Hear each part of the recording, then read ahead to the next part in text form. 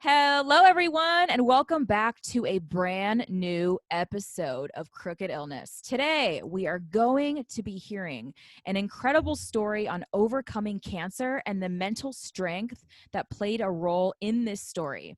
Here to tell this story is my guest, Fitz Koehler. I am glad Fitz and I got to connect and chat and are now able to virtually sit down and have this conversation today. Fitz is a fitness innovator with a master's degree in exercise and sports science from the University of Florida, who has been teaching fitness around the globe for decades. She's president of her own company, Fitzness International LLC, a fitness company that specializes in providing fitness education through mass media. Fitz is also a professional race announcer who hosts some of the largest running events in America and author of her new memoir, My Noisy Cancer Comeback. So without further ado, welcome Fitz to the podcast. Thank you, Paris, and hi, everybody. Yes, excited to have you here today to dive into the story because you guys, her story is incredible. I got to chat with her before sitting down to record this, so I'm happy to have her here to dive into this with us all. So before we get right into it, I would love if you could tell us a little bit about yourself and your journey so far. Yeah, so I do a lot of things that help me laser focus on doing one very particular thing, which is helping folks live better and longer. So I do that as a fitness expert in front of massive audiences. So whether TV, radio, books, magazines, a lot of corporate speaking and spokesperson work. I've worked with companies like Oakley, Disney, Tropicana, Office Depot, et cetera, et cetera. And so I do a good job in making a very compelling case as to why fitness is necessary, and helping people understand that it's not so hard to get it done. You know, it's a pretty simple, stupid science. You watch what you put in your mouth, you move your body, you get some sleep, you remove the cranky people. Really, there's no diet, pill, powder, supplement that is a magic cure. You just gotta kind of plug along and do the right thing. As far as race announcing goes, what a gift, man. It is one of the most exciting things in the world to be in my shoes on race day. I work with some of the largest, most prestigious events. I announced the LA Marathon, Buffalo Marathon, Philadelphia, Big Sur Marathons, OC Marathon. I announced the DC Comics Wonder Woman and Batman run series. And so basically on race day, race organizers hand over 5,000 to 35,000 people and say, hey, let them know what they need to know. Get them organized and get them off, make sure they have a really fun time. And that's what I do. So you'll find me on stages at the start and finish line. And, you know, as people arrive to event, I'm playing killer music and welcoming them, letting them know about the course they're about to conquer, plug sponsors. And then we just have a heck of a lot of fun. I'm very unscripted. It's just about making the 20,000 people I'm standing in front of feel like we're best friends sitting in our car, pumping music before we go do something cool. So I yell go and they take off. And then when they come back to the finish line, I'm there to welcome them mostly by name and make every last finisher feel like they won the race. So It's wonderful. I love that. And I just love your energy and just how exciting you are and just so like this explosive energy. I love it. And I could totally see you out there doing that and just doing that and making those moments so powerful for these people. And I love when you bring up that point of talking about, you know, how fitness seems like a simple science, you know, with eating and all these things. It seems, you know, when you think about it, it seems very simple, but there's so many people who really have a hard time and struggle with all of these different pieces and putting it together. So I think that's awesome that you really dedicated a part of your life to fitness and helping people with those different things. So, you know, I'd love to hear you, you know, talk a little bit more about the fitness aspect, and because I know you do a lot of work with, you know, children as well. So what kind of stuff what inspired you to get into fitness? I actually started teaching classes when I was 14. I had blown out my knee playing soccer, was injured, had surgery, went to physical therapy. That PT recommended I join a local gym to continue strength training so I wouldn't re-injure that knee. And so I did. And it was a local gym called Spa Lady in Fort Lauderdale. And I fell in love with the environment. I I just thought it was great to be there. I took classes. I thought the instructors were cool and I liked their leotards, and it was just a fun place to be. I was actually, so I'm an earner. I'm someone who's always liked to make a buck, even when I was 5, cleaning my dad's office, So I was working at Cinnabon at the mall doing the direct opposite of healthy living. Love it. And that manager got real cranky. So I decided to leave that job and I applied at the gym, and they said, have you ever taught classes before? I said, no. And it was a Tuesday, and the guy goes, you want to teach a class on Friday night? And thank God I'm such a gamer, because I was like, okay. And you were 14. I was 14, and I gave it a go, and it went really well. And I told those students, there's about 30 of them, I said, hey, listen, this is my first class. I'm going to do my best. Let me know at the end of class what I can improve on. And they did. They said, you could be more creative with your upper body choreography, my arm movement. And then it's funny because one of them said I could be louder. And my nickname is Noisy now. Like, I think, how in the God's earth was I ever not loud enough? But yeah, I just fell in love with it. And then I stuck with teaching fitness, went to UF, taught at their gym. I took a summer break and I taught overseas in about 17 different countries. And then I came back to UF, and there was a TV producer having an audition. So I stepped up to the plate and was hired. And so then I was teaching on television, and I not only enjoyed the experience of teaching to the camera, but what I really enjoyed was the aftermath when strangers would come up and say, I love your show. I work out with you all the time, and I've lost a ton of weight, and this has really changed my life. And so that expansion of teaching, instead of just affecting the 50 people in front of you at a gym, being able to reach thousands or millions of people all across the state or the country or the world, really became appetizing to me. And I decided to pursue that with a vengeance as my profession. And I've never looked back. I love what I do. Wow. That's incredible. I love how you talk about, being able to reach all of these people from all over the place. Yeah. And also another thing that I really noticed about you from talking with you is just the mental strength that you have. Like, it's just, it's insane. So I'd love to get into that and, talk to me about the role that your mental strength played in your experience pre, during, and post cancer. Yeah, so we all have choices, and I'm very deliberate about who I am and who I want to be and where I'm going. I always have been. And mind you, things haven't always been, things have never been perfect. I don't believe in perfect. I was an overweight teenager, turned bulimic.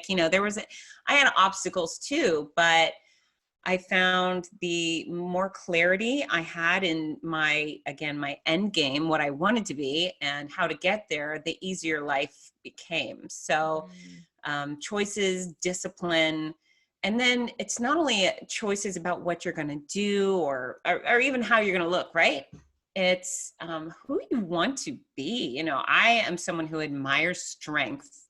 I admire confidence. I admire grittiness. And so to be anything less than just isn't appealing to me. So I don't allow myself. In many cases, I choose not to be weak. I choose not to crumble. I choose to stand up. And I certainly choose to put that side of me out publicly almost exclusively. I see we all have a lot of friends on social media posting, oh, I sprained my ankle, pray for me. And I think really? You're going to eat up those prayers on a sprained ankle? Get a grip. So my profession and who I actually am would be a beacon of health and happiness. And I try very hard not to let anything else slip in.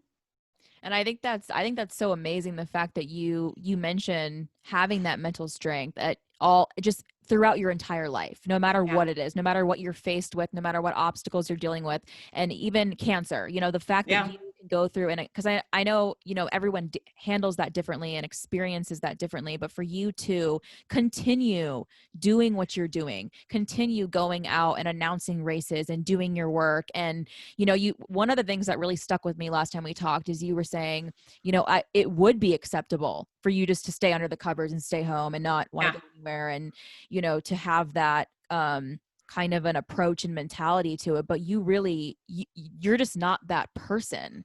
No. And, having this attitude, and because I kind of think about that, and I'm like, having that approach and taking that attitude to things is really what helps. I feel like people power through things is when you go in that way, rather than like, do you Yeah. feel like that, letting things consume you? Because I feel like when you kind of get to that point where you feel, powerless and consumed by something that you can't move forward, that almost makes it very difficult to do that. Yeah, so I'll start off by saying that, yeah, the cancer diagnosis was absolutely terrifying. I definitely thought for a good portion of time that I was going to die. And the thought of not seeing my kids grow up just was gut wrenching. It was a really difficult experience. And while I do talk about strength and discipline and all those things that make me me, I would say almost every day for a very long time, I sat alone in my bathroom and sobbed, or alone in my car and sobbed and shook. And I was a bit of a basket case, but when it came to presenting myself back to even my family, I have a husband who cared, and he did all the things you're supposed to do as a caregiver of a cancer patient. But I didn't want to stress him out even more by being a blubbering mess. I have the ability to make those choices, and I made them. I kept perspective. I always thought, I'm not a kid going through cancer. It's not my kid going through cancer. And fortunately for me, it wasn't one of those more typically lethal types of cancer. So I kept thinking, well, it could be worse. Suck it up, soldier. I chose from the get-go. And it's funny, I made a video. I would have kept it all private had I not been destined to stand on stages bald for, I think I landed on, 75, 100 stages throughout the year. I knew I was going to be bald. My hair had gone from waist length, long, luxurious golden locks, to nada. So I knew in advance, okay, I have to reveal the truth. I have to tell people what we're going through. But I made that video and I said, hey guys, listen, got this diagnosis. It stinks, but they've promised me a cure. I'm going to feel bad, but I'm going to be fine. I expect zero pity. And that means everything to me. I mean, I hate pity. I hate asking for pity. I hate receiving pity. I don't want anything to do with pity ever, period. And then I said, you can root for me, but expect I will show up at all of my events and I will perform as expected. And, I'll get through this. I'll be fine. And so, of course, I was so naive. I had no idea what I was actually in for. But the choices that I did make was to continue only to allow people at that point to see me stand up, because I knew if I would have put some sort of photo of me on social media from the hospital getting blood transfusion, saying, oh gosh, I'm so sick, pray for me, man, there would have been an avalanche of pity. And no, it wouldn't have benefited me. You don't get any points for being the saddest girl. You don't get any extra money, any extra cure. The doctor's like, oh, let's give her the good stuff now. She's really, really sad. So Yeah. I wasn't perfect about it. And again, I certainly was scared and stressed to the max. But when it came to my work and my family and even my friends, I just decided to smile, pretend everything was fine, and then figure it out behind the scenes. And so while I went through treatment, I told nobody about all the bad things that were happening. I just kept saying, I'm fine, I'm fine. And then now that it's all over, and nobody can pity me now because it's over. Now I've revealed all the juicy, gory details in my memoir. And I mean, cancer is crazy. And people say, oh, you might be sick or tired or bald. And I was all of those things. But nobody tells you about the minutia, about the weirdest, bizarre, most crazy things that go on. And as basically every millimeter of my body was being decimated, and I was having all these crazy reactions, I started taking notes, and then I started thinking, man, this is kind of funny. I mean, yes, I was suffering, but it was outlandish. And I thought people would have a really good laugh at my expense. I mean, my eyes changed colors. Wow. My eyes changed colors. Wait. What? Tell me about that. Wait, your eyes. So So your eyes are blue, right? Well, Blue. they are now. They were gray before. So people were always like, wow, your eyes are so gray. They're not blue, they're gray. And they were a bluish gray, but they were pure gray. And then I woke up one morning in Monterey, California, to announce the Big Sur Marathon. And I take a shower, which is quick because I'm bald. So that was convenient. And I go to the mirror, and then my eyes looked like black saucers. They were navy blue. The whole pupil was just navy blue. And I thought, oh crap, what the hell is going on? You know, are Wow. they navy? What happened to my gray eyes? And then I thought, well, my vision isn't screwy. So I just got to get out there. There's thousands of people waiting for me. So my partner, my announcing partner, Rudy, he shows up and he knocks on the door. And I thought, well, maybe I'm just seeing my eyes wrong, right? So I open up the door and he goes, what the hell happened to your eyes? And I go, I know, they're navy. And so now they're kind of royal blue. Wow. Right? That is, I've never heard. See, like, that's what I like about that you bring up in the book, that you talk about these things that nobody really knows. No one tells you, no one really knows about unless someone tells you who experienced that. And you're putting that in there. And I also love how you were talking about the fact that you made that video, when you made the video telling people about the diagnosis and doing that. And because I think that, you know, I really feel like there's so much power in vulnerability, and not necessarily having to come out and, you know, be crying and in tears and saying all these things, but for you to do that and, you know, to let people know what's going on, but to say, you know, I'm still going to continue to do what I'm doing. I'm still going to go out there and do all these things. You know, you don't need to, you know, feel a certain way or say, oh no, like leave all these comments of things like that, because, you know, I feel like I'm very similar to you in that way too, is I don't like that either. And I don't, you know, I would never want to put that on, like, I don't know. It's just, I don't see the benefit. Like what you're saying is, what is this going to do to help you move forward in your life by receiving, you know, and you know, it might come from a good place. You know, the person That's right. saying that, it's not really necessarily like they're trying to negatively impact you, you know, but the message, you know, for you receiving that doesn't feel good, because you're trying to continue to do what you're doing, live your life, do all these things. And, you know, from talking to you, it almost seems like, you know, you've always had this mental strength. Cause I was thinking, I'm like, did you like, were you not that way before? Did you develop this over time? Like, how did, you know, were you always like that? Yeah. I want a version of this. Yeah, for certain. And, I resented, I never thought, why me, right? But I resented cancer trying to take anything from me. I refused to let it take time with my kids, and I refused to allow it to take my career. Now, mind you, we had to be tricky. We had to, I reached out to my race directors in advance. I was like, listen, guys, I'm coming, but I need some IV fluids in your town. Can you arrange that? And these poor guys who put on these mega race events with traffic management and thousands of people coming and going. Now their new obligation was to figure out how the hell to get Fitz Koehler, our noisy race announcer, IV fluids. And, but we did those things, and the running community was incredible, but they worked overtime to help me stay on my feet. My doctors, they went to bat for me. They never once said, stay home. And so the reality is I did hit rock bottom, and my blood counts were poor, and I was hospitalized here and there. And I'm sure I probably would have escaped some of that if I had stayed home. But my life was so much better. And no matter how bad it got, I mean, I would go from sleeping on a hotel bathroom floor all night. And isn't that weird when you're sick, why it feels good to sleep on the floor? Yeah, no, I agree with you. I feel like that's very, like, I've definitely, you know, experienced that. And I feel like that's why. Yeah. So anyways, I'd go from the hotel bathroom floor and I'd get dressed and I'd show up on my stage. And no matter how sick I was, right before I stepped on that stage, once I did, it was like someone hit my on switch, and I was being fueled by runner generated go-go juice and adrenaline. And I got to be Fitz Koehler for sometimes 4 hours, sometimes 10 hours. I was a machine because I was surrounded by people I cared about. I had a task at hand, and I was driven. And, you know, part of the story, or I guess other cancer patients, what I want them to know is that, you know, if they want to stay home the whole time, and some of us, you know, at times you're forced to, right? You come out post-surgery, you got to stay home.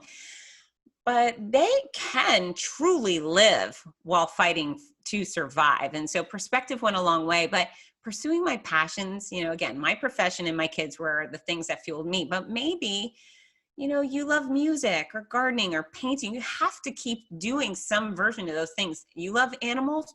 Great. If you can't go visit the farm, fine. Sit in your hotel or your hospital bed and watch cute little animal videos on your cell phone. I mean, it all adds up. And I just want people to know that it's okay if they try to keep living. And I think they should. It certainly enhanced my experience. Yeah, I think that is so important and huge. A huge thing that you bring up Yes. that is it's crucial to any kind of recovery and anything that you're experiencing. I think that is a really important thing. But I'd love to ask you, because just the way that you are and with being this mentally strong with going through what you went through, all these experiences, I'd love to ask you, what are some of the habits that you've developed or like things that you do on a daily basis that keep you working at this level that you're at? So again, I make choices. I'm very deliberate about my actions. I know who I am and who I want to be. And that Mhm. really is, I think, I make no excuses, right? So if I want to accomplish something, failure only can be mine, right? I'm the only person who can cause failure because I'm in Mhm. charge of me. But, I wake up and I exercise. Exercise, whether you're in bad shape, exercise gets you in better shape. It allows your joints to be more mobile. And, if you're feeling sticky and yuck in the morning, a good stretch, a walk of the dog, some fresh air, all of that builds up your psyche, your energy. Healthy food goes a long way. If you're eating crap goes in, you just feel bad. It's the reality of the situation. I get sleep. I am highly committed to quality sleep. So I'm a nerd. I go to bed sometimes 9, sometimes 10, and I don't feel bad about it. And then the other thing is I only surround myself with quality people. I feel no obligation towards blood connections. So many people are in miserable relationships because they were born into a family full of jerks and they refuse to remove themselves from it. Independence goes a long way. Financial, even you live below your means so you never get stuck. But if you have a spouse or a friend or a neighbor or a boss and they're making your life miserable, get them out of your life. Seek out other quality people. And so those are really the factors: exercise, quality intake, food and drinks, sleep. And then I remove the cranky people. I'm in control of me. I even have a horrible, mean sister. She's a terrible human being. I have no idea how we were raised in the same house. And it's a sad story, but I don't have anything to do with her. And I don't feel even remotely bad about it because Mm. she's toxic. And the other thing, I don't want to demonstrate to my children that they should ever stay in a relationship with someone so uh, spiteful. So, you know what I'm saying? So Yes, yes. I think that's huge. The fact that you bring up, because I think that's something that everybody could learn something from. Maybe if you were in a place in your life where you felt you couldn't remove certain people, or like you said, probably they're, still can. yes, There's yes, always an yes. escape plan. Yes, and just letting, being able to speak on that, especially, and also, the other thing you mentioned, that relationship between physical and mental health, like what you're doing Yes. with working out, Yeah. eating the right foods, and just how impactful that is. Because Yeah. if you're somebody, who's trying to make a change and you start to do these little things, and Yeah. you don't always have to go huge and make these drastic, wild changes. That's another thing you No. brought up before too, as well. And I think that's huge, and especially the quality of your life. Like you said, you're surrounding yourself with people who lift you up, who support you, who are good for you mentally, who are there, Yeah. and just what and that the importance that is, and what that really does for you, and just all these different things that you hear about all the time, right? Drink your water, eat your fruits, eat your vegetables, go work Yeah. out, all these things. But when you really start to do those things as a habit, it's a daily thing. It's not just, okay, once a week I'll, and then maybe I'll get back to it whenever. But you made the commitment. You're Yeah. committed to what you are doing, and you're very serious about that. And I think that's the key, is that you made that choice. I do. I make choices every day and I control what I can. But when it comes to control, here's the other thing. I also know that the things that I can't control, that I need to let them go.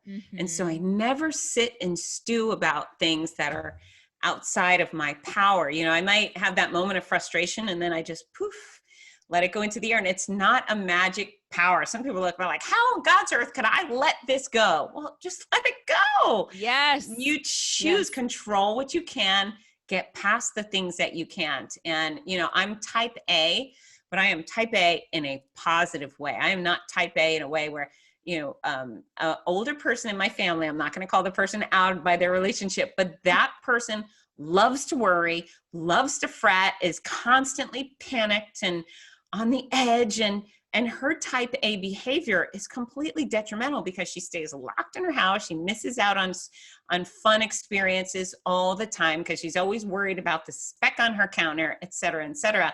And for me, I use my type A behavior to enhance my situation, keep me moving in a positive direction, control my health. Now, I couldn't control the cancerous cell invaded my boob. I couldn't just undo that, but I could take action by finding a great oncology team and then taking their advice. Now, mind you, anyone going through medical condition know that your medical team, they're consultants. You are in charge of them. So you bring them your specimens, say, here, this is what's going with me, and they'll make their suggestions. You can accept or deny. And I think that's important that everybody knows you're actually still in control of your Yeah. medical health. Once a doctor makes their recommendation, you can always say, nah, I disagree. I'm going to go to another doctor. Or, you know, in my case, I researched my doctors well. They came highly recommended. They gave me their advice. I looked it up and it all made sense. So I said, yep, let's go. But so I was doing those things that I could to control my situation without really having full control over the situation. But yeah, we have to take responsibility for ourselves. Yeah. And I think the way that another thing that I pick up on from what you just said is the way that we talk to ourselves and that Yeah. inner dialogue that we have with ourselves and consciously making the decision to, you know, like we talked about this before, you know, the things that we say and the power that has over our decisions, over our Yeah. actions, over our habits when we're telling ourselves, you know, this won't work out. I'm stuck. I can't. And like you said, letting go of the things that you can't control and not Yeah. letting those things hold on to you, not letting Yeah. those situations really and make you feel like you are stuck and just the way that, you know, you are with that. So I'd love to hear, you know, from you, like what has been the greatest lesson that you've learned from the way that you speak to your own self? You know, when I was a teenager, I was 45 pounds heavier than I am now. And I had that mean sister that was constantly telling me her mantra every day was, you're fat and you suck at soccer. She would just walk by Aw. me in the house. I know it was mean. It was mean. And I went from a really kind of thin little kid to an overweight kid. We had bad habits. So I did put on weight and I was always trying to lose it. And I didn't have a fitness expert giving me good information. I was just kind of reading magazines and taking every stupid diet and all the things that don't work. I was trying.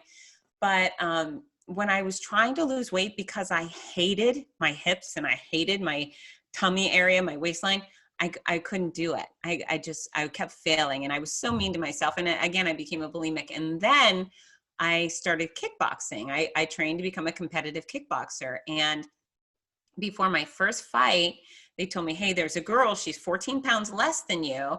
And fight sports, you have to be of similar weight. He said, if you can drop 14 pounds by next Friday, it was like 8 days away, you can fight. And I said, What? okay, now here's the deal. When I wanted to lose weight because I hated myself or my body, it never panned out. But when I wanted to lose weight because I had this really fun adventure in front of me, it was so easy. I had this elite discipline because I was moving towards something instead of moving away from something, and I wasn't abusing myself. So yeah, being mean and abusive to yourself just doesn't work. Mm-hmm. And yeah, I learned that there are steps, you know, there are steps you got to take to achieve the things you want. I execute a lot of discipline. I'm very aggressive as a professional, I think, again, in a good way.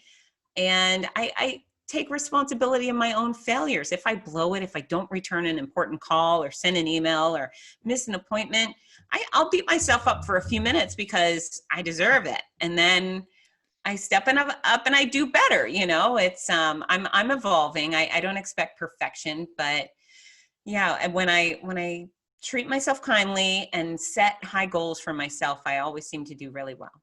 Yeah, I think that's so important that you talk about that and the fact that you do that and what doing that has done for you and the way that Yeah. you speak to yourself and how that has, because I feel like there's two ways you can really go. You can either go up or down and you Hmm. choose that. And that's really, it's I feel like sometimes when you find yourself in a situation and you're like you said, you beat yourself up over things, then you move on. But in Yeah. that moment when you're doing that and you're beating yourself about whatever went on, I feel like it can be, you can either continue doing that, you can continue that Right. behavior of, I suck, I'm the worst, I forgot, whatever it is, and then or you can figure out what are the next steps to get me to where you want to be. And like you said, it's so important, especially, with when you talk about weight loss or fitness, and just how people see their own, how do you see yourself, because everyone always is going to have an opinion, right? Or some kind of Right. comment or,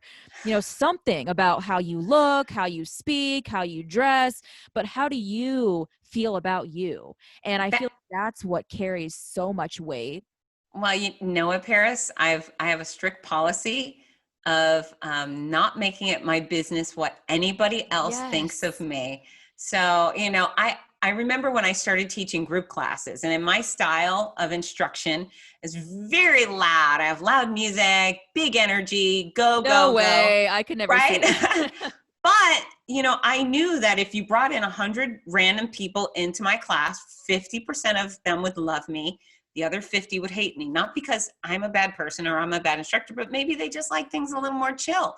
And that's their prerogative. So I don't yield much to other people. I will comply to boundaries of a race organization, if they have certain parameters, but those things rarely interact with my personality or they rarely change who I am on the stage. I might have to say things differently for them, but for the most part, I'm Fitz Koehler, and you take me or you leave me. And if you leave me, that's okay. I hope you have success with other things. And I think that also goes a long way, is just really wanting the best for other people.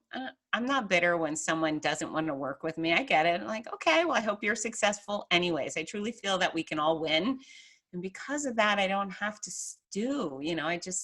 I'm not a bitter person.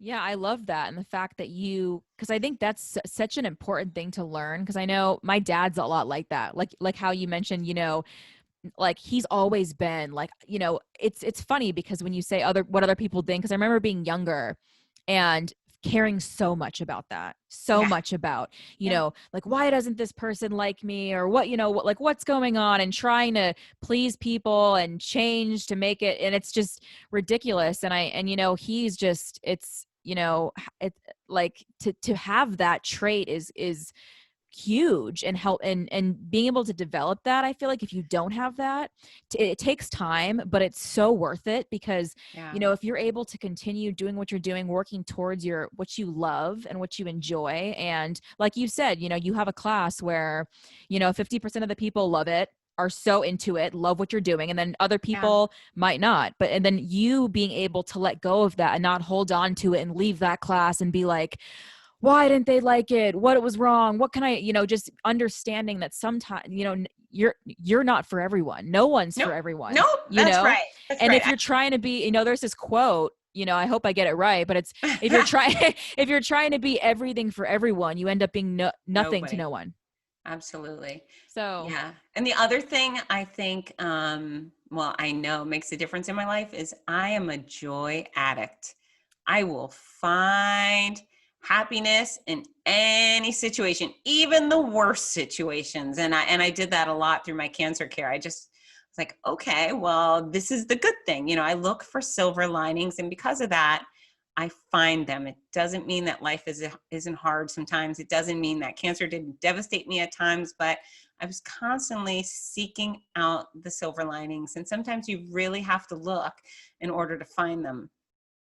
wow. Well, see, that's amazing. That's incredible. Being able to find the joy in things that are not, that you're experiencing cancer, and not who sits there and is like, this is great, amazing, best time Right. ever, No, you know, yeah. but you being able to take things away from whatever it is and laugh about it, have a Yeah. good time, smile, whatever that is, Yeah. and really, you know, being able to be like that, because, you know, I'm virtually talking to you right now, and through the screen, I can tell you are just a ball of joy. I You are, am. you know, I can just, you know, just your personality, the energy you bring, you know, the work that you do, and all of this stuff is amazing. And I'm so glad that we got to connect and that I got Yeah. to hear about your story. And I have to read your book. Once I finish it, I'm going to reach out to you and tell you what I think and share it with everybody. And you guys listening, her memoir, My Noisy Cancer Comeback.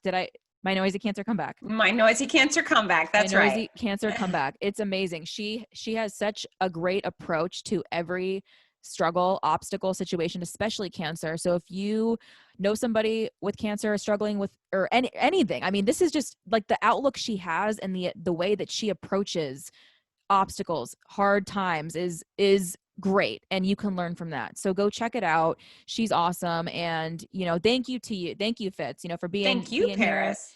Yes, and coming on the podcast and sharing your story and sharing all these awesome tips and things that you do, and because they're so great and they're so helpful. So thank you so much for just doing this. I appreciate the opportunity to share, and you're a great host. Oh, thank you so much. So everyone listening, you guys, I hope that you have a great rest of your day, morning, nighttime, whatever time it is when you're listening to this. So bye everyone, and also bye Fitz. Bye.